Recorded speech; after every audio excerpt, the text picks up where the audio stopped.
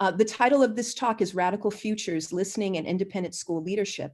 And what I'm going to do is work backwards in the title, actually, and start with my conversation and framing around the term listening, and then work towards the notion of a radical future.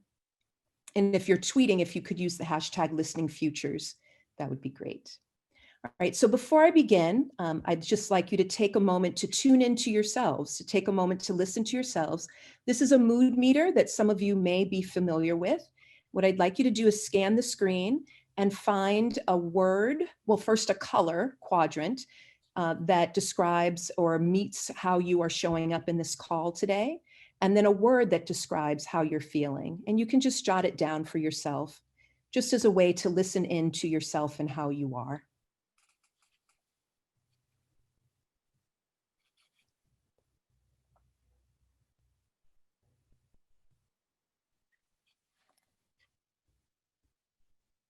I like to start meetings in this way because it does give us an opportunity to center ourselves where we are in our own local, but also to signal that even though we're far apart from each other, it's really important for us to check in with each other and to hear how we're each doing.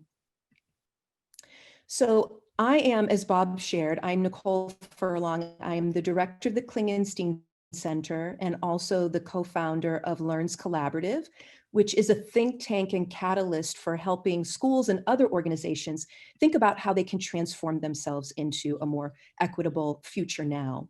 My mood meter is, I'm basically in the yellow, and I'm actually very thrilled to be here with you today. And these are some identifiers that come front of mind for me as I do the work of education and thinking about the work of listening. A few other things about me that don't typically show up in my bio is that these are my 3 children. I'm married. I'm first gen college student. I was adopted, and my parents grew up in the Jim Crow South. So a lot of those experiences and their own filters also frame how I think about the work I do in education. And I spent 25 years in boarding and day schools. I actually taught Jeannie Crowell's daughter in middle school and high school, interestingly enough. So what do I mean by listening? So this is my book, Race Sounds. And in that book, I focus on the tradition of African-American literature to basically amplify an understanding of listening that does 2 things primarily. And it extends beyond African-American literature and even the world of literature, these 2 understandings of listening. So the first is the Old English word hilisnan. Hilisnan is an Old English understanding of listening that means to stretch to another. So the idea is that when we're listening to someone else or for someone else, that we're actually stretching from where we sit or where we stand in order to reach them. That is what that root is meant to mean. And then the term logos, which is the ancient Greeks believed that logos was not just speaking, as we typically tend to highlight logos in our current vernacular use of that root, but they also understood it to mean listening. And they understood that a civic society, the health of a democracy or society, depended on the balance between listening and speaking. There could be no speaking without an audience, and vice versa. So these 2 ideas of hilisnan and logos, listening as a stretching beyond ourselves to another, and logos, thinking about the value of listening as a way to activate one's being in the world, whether it's in a school or in a country, are 2 ideas that really are amplified throughout my book, Race Sounds, and will stay with us through this session today. A few highlights of misunderstandings about listening. People often think that listening is passive. It's actually quite active. To be able to be present for another requires one to be in an active stance.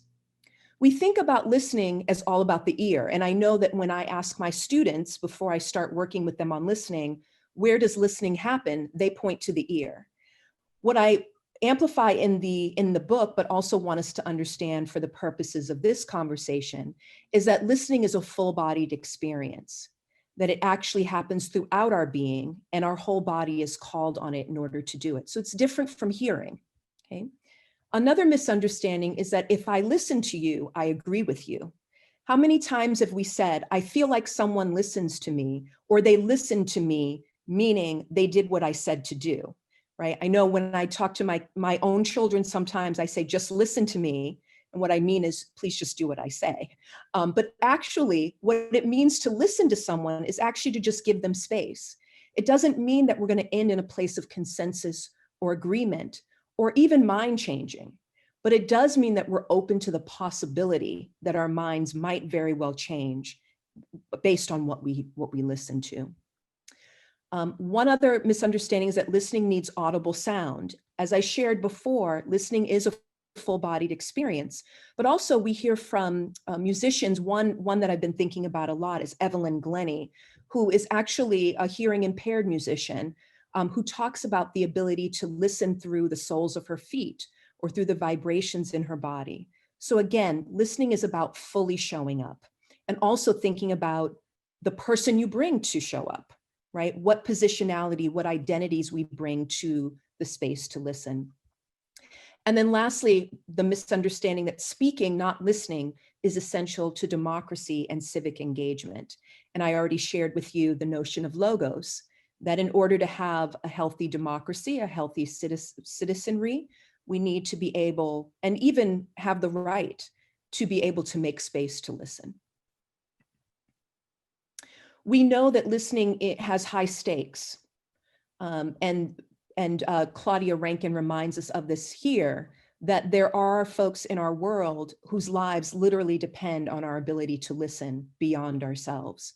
I highlighted in this line, all living is listening for a throat to open, the length of its silence shaping lives, which is actually the epigraph to my book that Ms. Rankin allowed me to use. I underlined the word for, and I want us to understand that when we listen, listening isn't just a set fixed thing that we do, but it's actually a set of practices. And that word for is really important. Listening for, listening with, listening as, listening alongside. Okay, so we never just listen, but we listen towards something or someone. These are 3 questions that I asked pretty repeatedly over the course of the book, and ones that remain resonant for me as I continue to be pulled into thinking about listening and its capacity for the work that we do as leaders and educators in schools.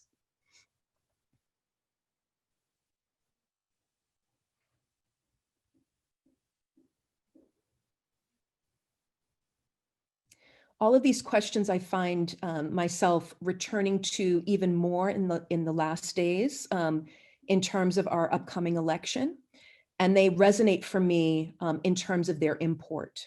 How might we be better audiences for each other is one that particularly sits heavily with me. So if we return to the title of this session, Radical Futures, Listening and Independent School Leadership, what then does listening have to do with radical futures? Oops. So I've been thinking a lot about the word radical too, because it's been showing up almost as frequently as the word change has been showing up in our literature and conversations about school. We hear about radical love, radical change, even radical listening, right? I want to ground our understanding in that notion of radical so that when we open up for Q&A, that we have this understanding in our minds as well. Bell Hooks talks about the classroom remaining the most radical space of possibility in the academy. And I love that, because what she does is she identifies our classes, those units of school community, micro community, as places where we can make really transformative change. On the right here, we have Angela Davis, who also talks about the importance of even imagining that it's possible to radically change the world. Right? And for us and our purposes here, to think about the ability to imagine that it could be radically possible to transform our schools.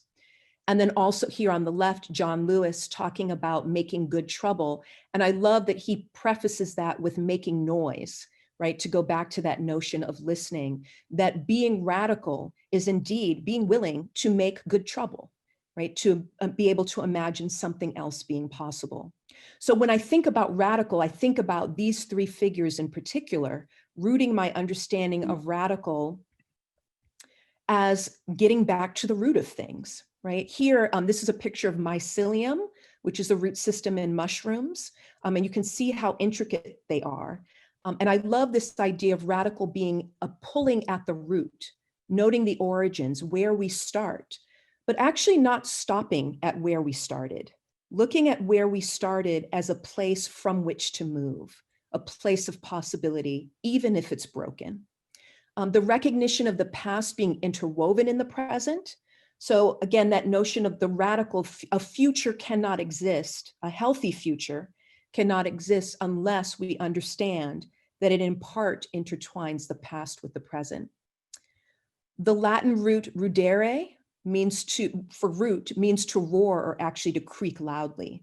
And so very much in the root of the word radical is to make noise, to make a roar,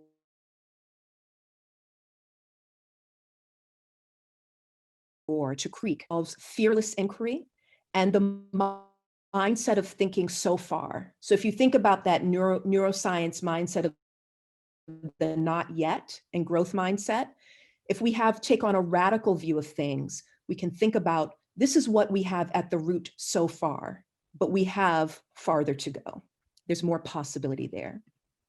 So what if we ask questions like, what is at our roots? What needs tending and what needs to be rooted out? What stories do we tell and listen to and not tell about who we are as schools? What silences do we need to tune into? We don't need audible sound in order to listen. There are often silences that we ignore because we don't tune into them. How might our mission-aligned question be inadequate? So as independent school educators, we are often told, whatever you're doing to transform your school, check it against your mission. And that's one point, but what if we need to go further? What if we need to think about what we would like to do, where we would like to transform, how that puts pressure on our mission? What if listening were a set of core capacities for educators to develop?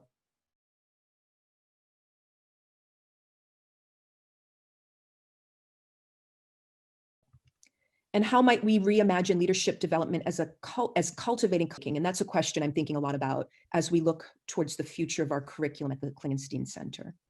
These are heavy questions, right? Each of them could take a lot of time to unpack, but ones that I wanted to offer as possible radical thinking about our future in schools. So I'll leave you with this. We are all learning at this point in our history how to move ethically and creatively from the radical notion of so far towards new possibilities and better, more humane realities for everyone.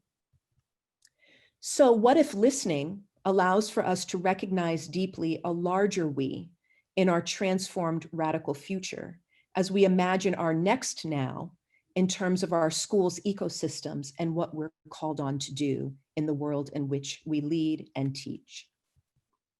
Thank you so much for listening.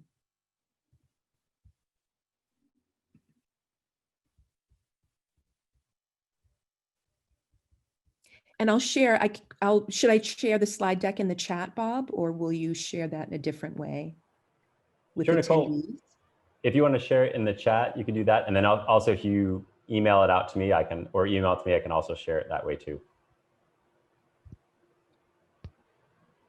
Okay.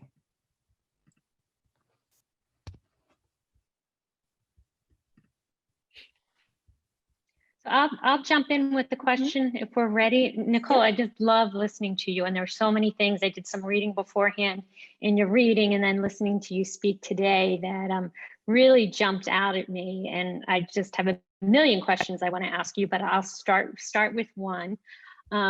You talk a lot about listening and embrace sounds, advocating for listening as really an active artistic, civic, interpretive practice that emerges from a place of wonder and curiosity and from not knowing. And then as you refer to Firestein and explain that ignorance is the condition of knowledge. And so that not knowing you're referring to is having knowledge and being aware of being aware of that rather than an individual's lack of knowledge, so that it spurs curiosity.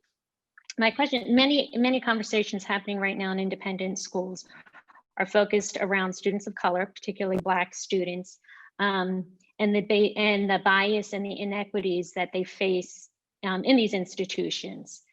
And so there have been lots of hashtags, Black at, wherever, and a lot of the people in positions of leadership at these schools really have expressed surprise by these stories, and just have been saying, that they're unaware.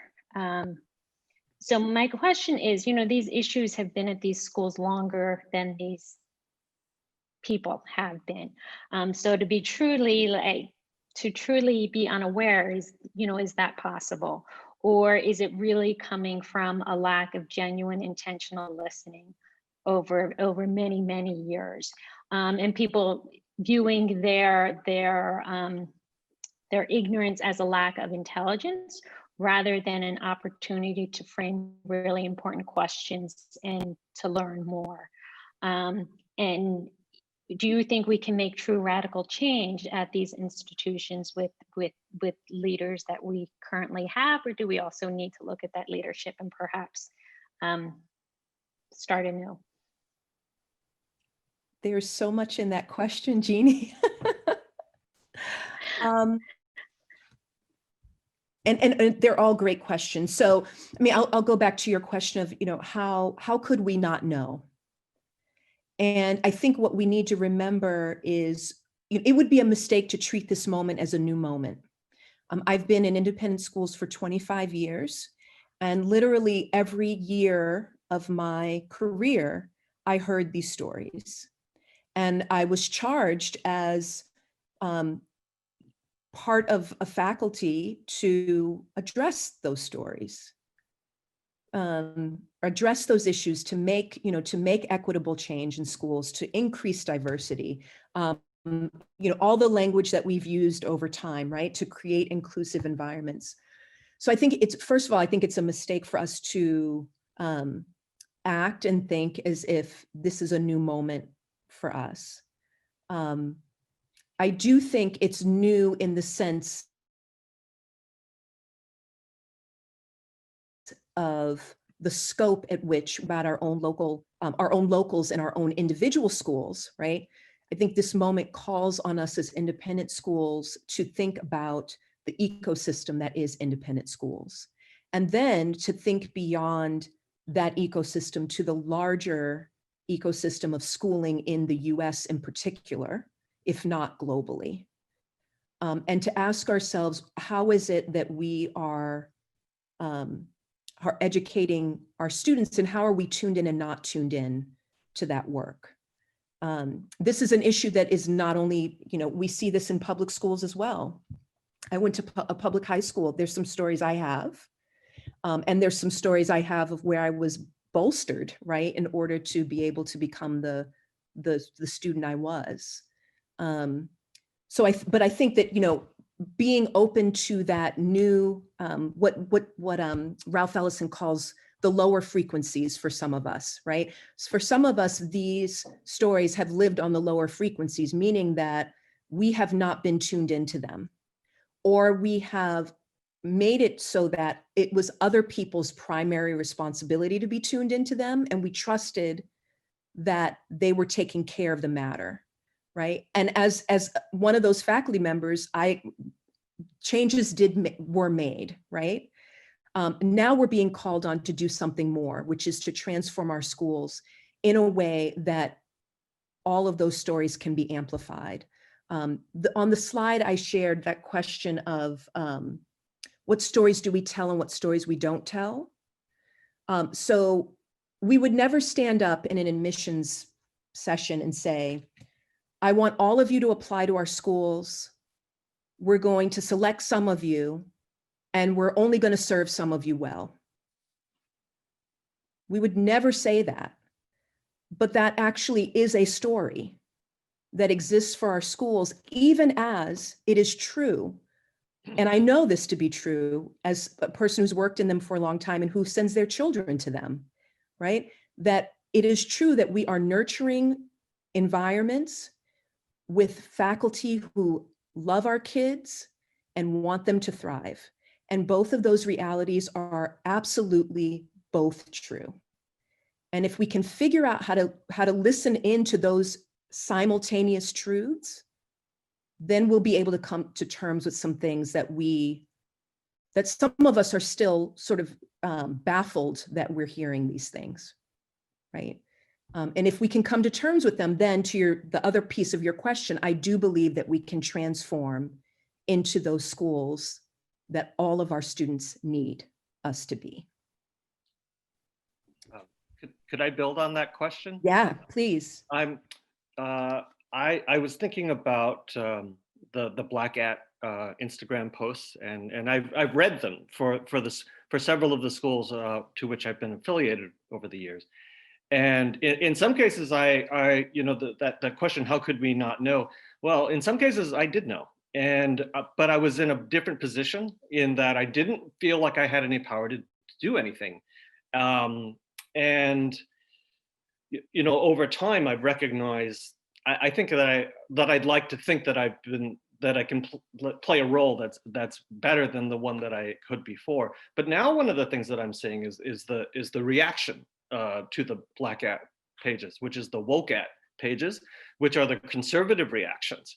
And for me, those are it's almost a more disturbing sort of experience to read those, in that these are students that are also in the classroom, and yet what they see, what they hear, what they listen, how they listen to what we do is completely different. Now, how do you bridge those two sides now that we find ourselves with these two competing narratives? Yeah, that's a great question. And I'll jump in, and then if others have ideas, because no, it's a question that I grapple with often, and is the hardest thing about listening, is you can't make someone listen. It's actually quite a sort of self-selective, voluntary thing to do. You have to decide that you want to listen, right? In all the ways that I've been called the Listening Lab. Yuri Hassan heads it. I met him while I was working on the book, and he talks about when we are listening to each other, neurologically, our brain patterns mirror each other. So if I'm telling a story, or if I'm talking right now, you're really cued into me, then your brain patterns begin to mimic mine as the speaker.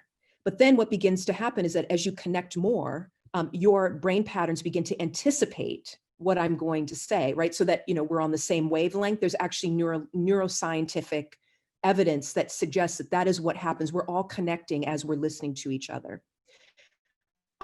Where that breaks down is around politics in particular. Political discourse is actually, at least the way it's practiced in the US, is such that it is bifurcated. There is one or the other, there's either or, right? And we have a really hard time of even imagining that there are gradations among the either or, right? We go to extremes.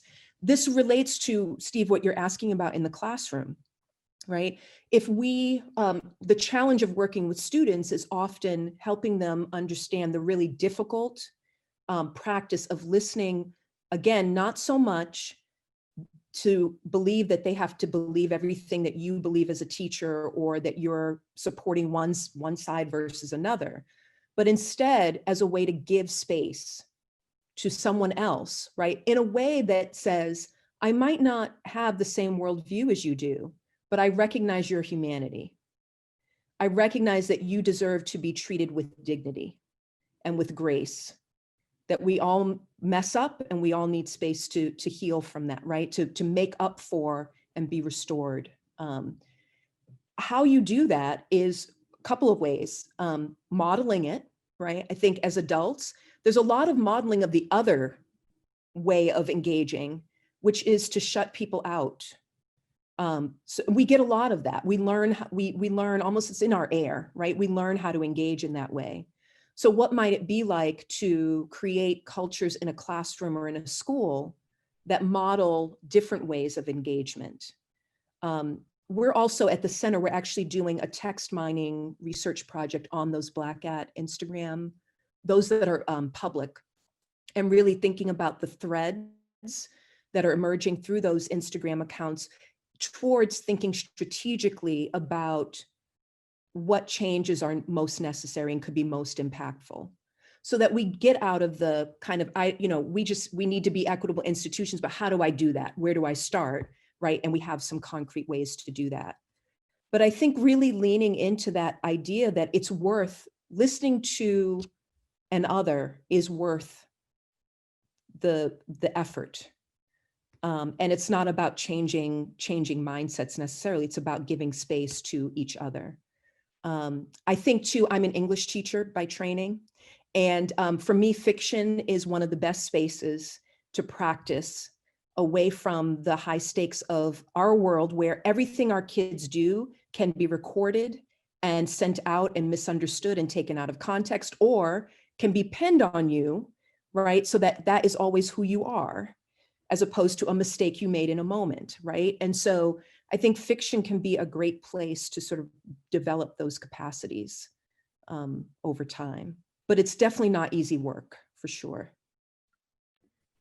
Nicole, I'd love to pick up there. This is Maureen from Hewitt, and I would love that you began with the mood meter. We're a ruler school, and I was just at the previous panel on compassion and thinking about compassion as an action. So you have empathy and then you act, and I think that the mood meter is a similar sort of thing, as asking yourself how you're showing up in this space. And I'm an English teacher too. I love the idea of story listeners.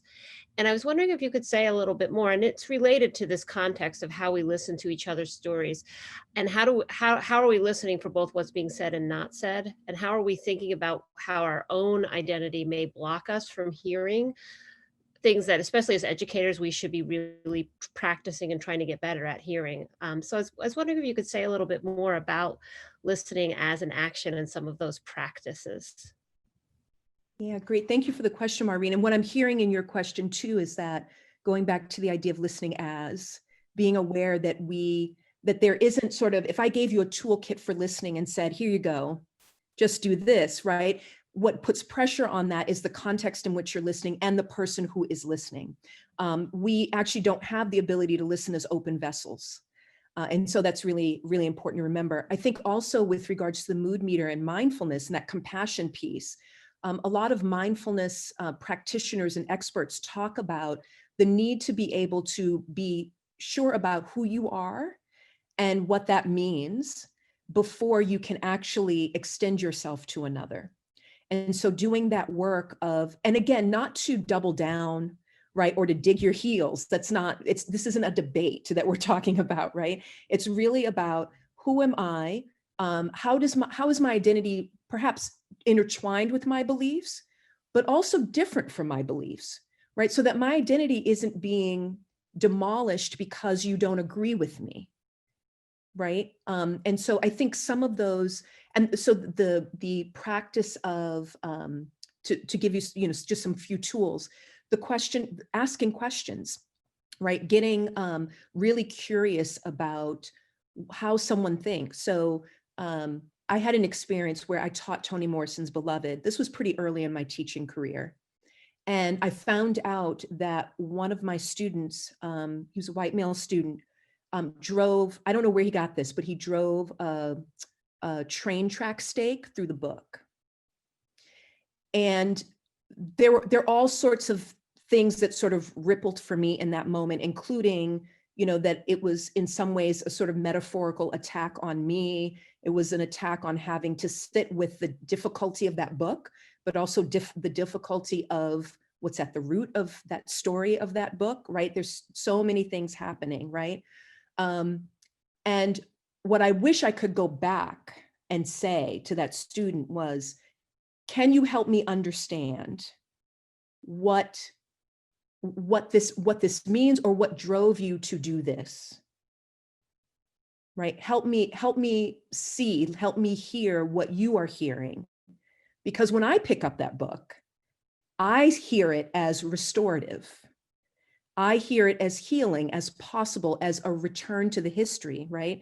Actually, to some of the history that, Steve, your question brings to mind too. I mean, at the very moment where we're talking about, as a historian, right, dismantling slavery and the end of the Civil War and into Reconstruction, that is a moment in our history where the question of how we listen to each other has huge ramifications for what comes next.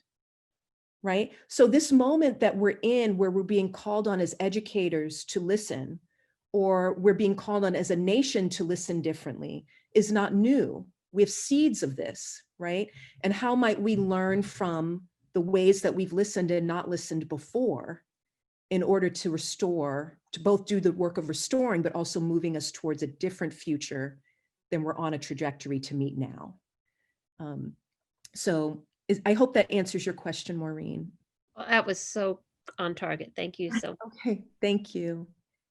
I'd love to sort of bring in the psychological perspective, because in psychology, we think of splitting or all or nothing thinking or dividing the world into good and bad as a defense. And it's a defense against fear.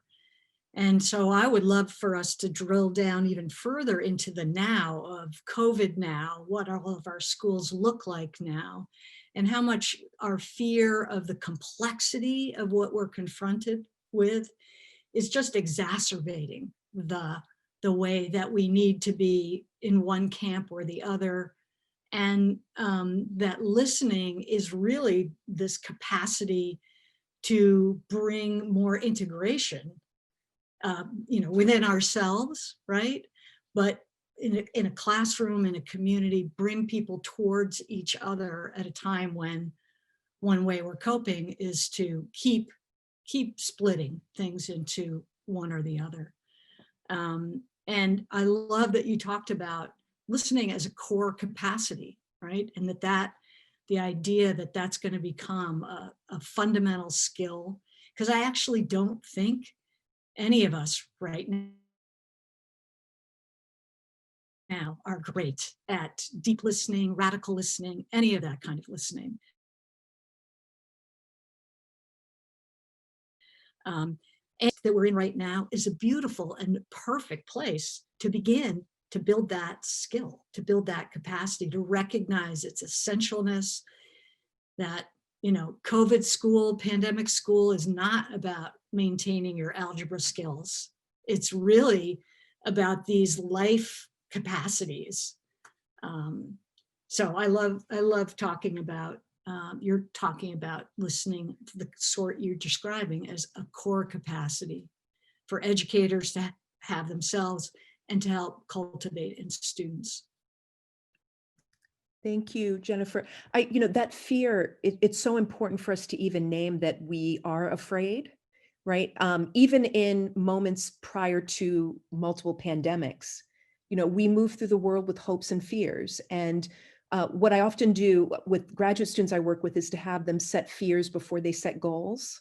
And I know some of you on this call have done this too with your students as well, to be able to give a name to what we're afraid of that could be shutting down our ability to engage.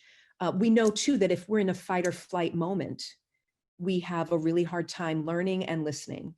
And I'm struggling myself with listening right now, right? I'm worried about all sorts of things that are going to happen or could happen in the next 2 weeks.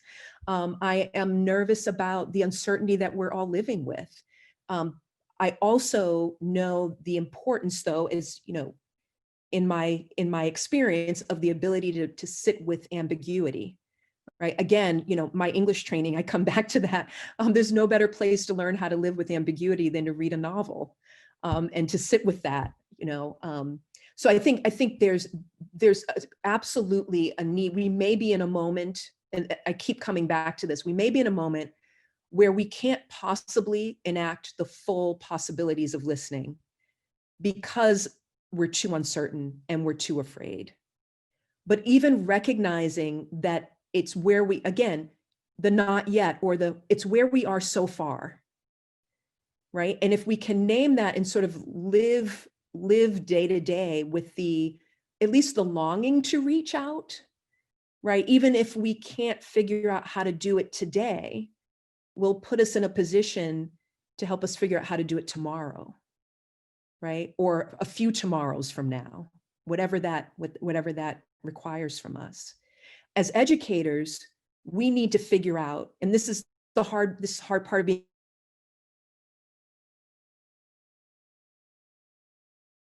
being an educator, as if we show up with ourselves, knowing that we need to tune into every single student we encounter, every single colleague we encounter, particularly if they're reporting to us, and we need to tend to our own building of capacity. That's a lot. So sometimes listening means stopping and saying, this is where I am now. Let me recognize the moment I'm in currently before I try to push forward to something I'm not ready to do. I also want to note quickly, because I know there are other questions coming in, but the idea that listening does have a filter. And so one of the things I didn't talk about, I talk about a little bit in the book, but I didn't talk about here, is the idea of trauma, right? And it is the case that sometimes it's unhealthy to listen. Sometimes you need to intentionally put up a filter in order to protect yourself from harm being done. But we need to ask ourselves, and this kind of goes back to the Black at Instagram account question around leaders and how they're hearing. Are we individuals who are in a position of power and privilege that allows us to listen without trauma? And if so, we need to listen, right? If we have been traumatized, then it is not effective on the part of a school to ask those who are sitting in that position to listen, right? You need to think about where each of the people who are in your audience are sitting with this moment and what they can bring to the table. And we all have gifts to bring, but it might not be open listening for everybody. So that's trauma complicates this in interesting ways. So the question about listening beyond school missions. So I think that, I love that we lead from a place of mission and vision as schools. I love that those are our touch points and those are our roots. But if you look at a lot of the missions of our schools, they don't explicitly speak to a lot of the changes that we're being called on to make around equity, inclusion, social justice, and anti-oppression, anti-racism work. And so if we are leaders that are more tuned in to not thinking about those issues at the center of what we do, then the mission isn't going to get us there. And so how do we not, and I'm not saying that we all need to go rewrite our missions. That's not what I'm saying. But what I am saying is that the mission is one touch point. And what is it about our missions that we need to now make explicit in order to make sure that we're not missing the opportunity to be the truly transformative spaces that we know we can be as independent schools? Because we know how we can pivot, and we know that in our DNA is the ability to be transformative and to be innovative, right? And so what if this is the biggest innovation we can leverage here? We need to make sure that our missions don't stop us or stop us short from doing all that we could do. I hope that makes sense, if that clarifies that. And then I'm just looking at the chat. Bill, I'm sorry, Bob, I think Bill is sending them to me. Yes, that was the first one. And then there was number 2, which was from Bell Mountain School, about if you could expand on the idea of anticipation and listening, or listening to response. You mentioned the neuroscience behind this, and they were wondering if you can untrain this desire to listen and to respond. Yes, you can actually, at least not so much to get rid of it fully, but to stop it from being your primary front of mind thing that you're doing to listen. So listening in a debate to then, respond is one thing. It's one value, right? It's one capacity. But listening by pausing your need to respond is a totally different capacity. And so giving your students or giving yourself cues to, again, even give yourself a counter and say, I'm not going to speak for 5 beats. I'm not going to, do I need to speak right now at all?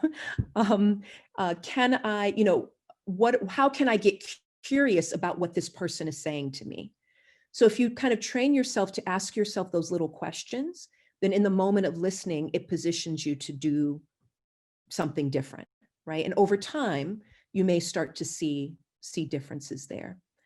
You can also cue your students in that way. Remember, we often talk about participation in school as people have spoken. I mean, that's how it gets translated.